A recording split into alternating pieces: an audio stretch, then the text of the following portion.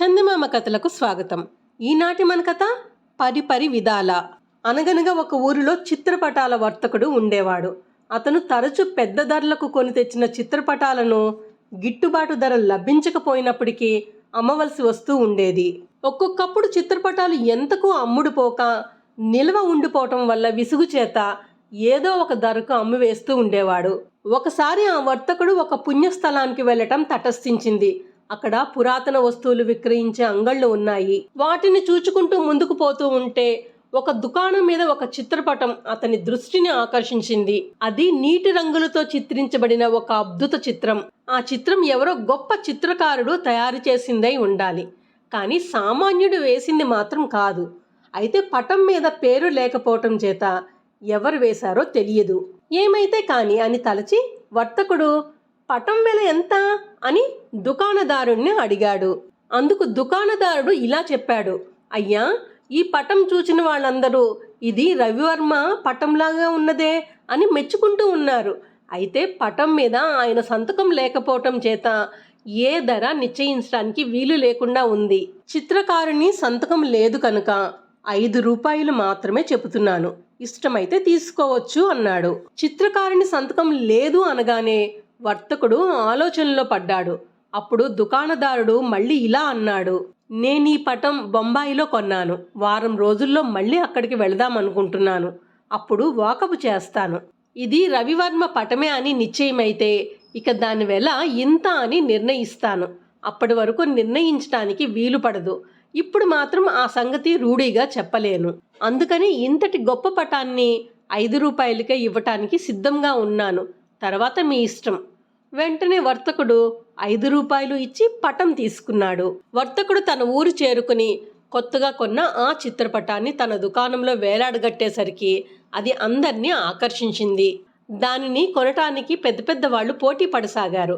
ఆ పటం యొక్క బాణీ కనిపెట్టిన వారందరూ ఇది రవివర్మ వేసిన పటమే కానీ మరొకరిది కాదు అని నిర్ధారణ చేశారు. ఎలా అయితేనేమి ఒక ఆయన దానిని 100 రూపాయలిచ్చి కొనుక్కుపోయాడు. ఇది వర్తకుని జీవితంలో ఒక అపూర్వ ఘట్టం. అంత తక్కువ వెలకు కొన్న ఒక బొమ్మను ఇంత పెద్ద విలువకు విక్రయించడం అనేది ఇంతవరకు ఎన్నడూ జరిగి ఉండలేదు. ఈ అదృష్టం చూసుకుని అతను పొందిన ఆనందానికి మేర లేకుండా పోయింది. వెంటనే అతనికి ఒక చక్కటి ఆలోచన తట్టింది. నా ఈ అదృష్టానికి కారకుడు ఆ దుకాణదారుడు. నిజానికి అతను చాలా న్యాయవంతుడు. ఎటువంటి దాపరికం లేకుండా ఉన్నది ఉన్నట్టుగా నాకు చెప్పాడు. సరిగ్గా అతను చెప్పినట్టుగానే ఇది రవివర్మ చిత్రపటమని నమ్మి ఈ పటం మీద మోజుపడ్డారు అందరూ.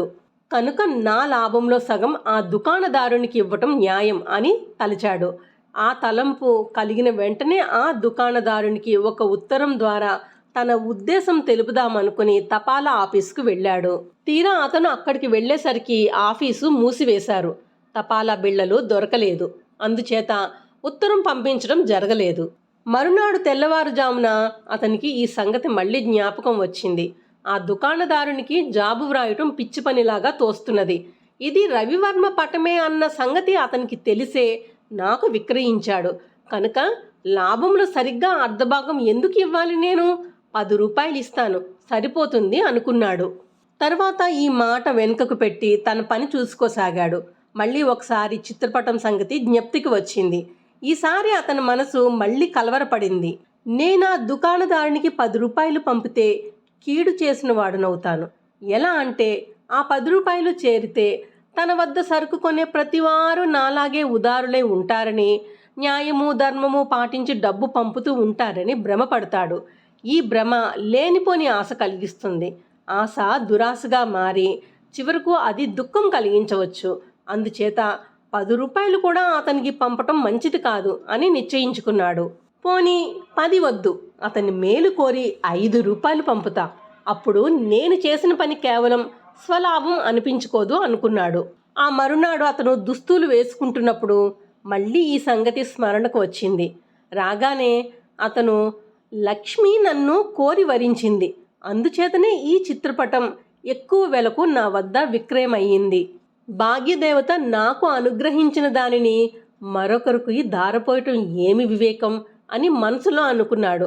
ఆ దుకాణదారునికి ఏమైనా ఇద్దామని తీరా అనుకున్నానే, కనుక ₹1 ఇస్తాను అంతే. నిజానికి నీ వద్ద నేను కొన్నటువంటి చిత్రపటం ఇంత లాభం వచ్చిందని ఒక్క జాబు వ్రాసేస్తే చాలు, దుకాణదారుడు ఎంతో సంతోషిస్తాడు. అటువంటిది నా కృతజ్ఞత తెలుపుతూ ₹1 బహుమానం కూడా పంపుతున్నాను కదా, ఇంతకంటే ఏం కావాలి అనుకుని సమాధానపడ్డాడు.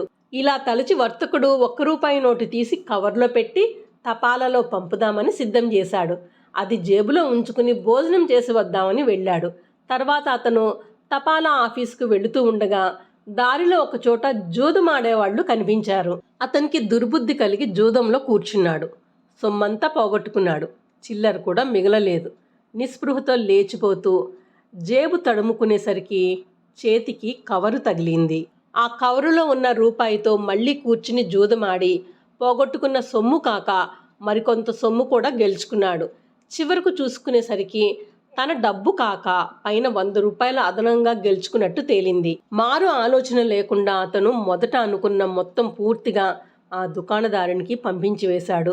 అతను ఆ దుకాణదారునికి పంపదలుచుకున్న ₹1 చివరికి అతనిని ఈ విధంగా రక్షించినందుకు వర్తకుడు మరోసారి మనసులో ఆ వ్యాపారికి కృతజ్ఞత తెలుపుకున్నాడు.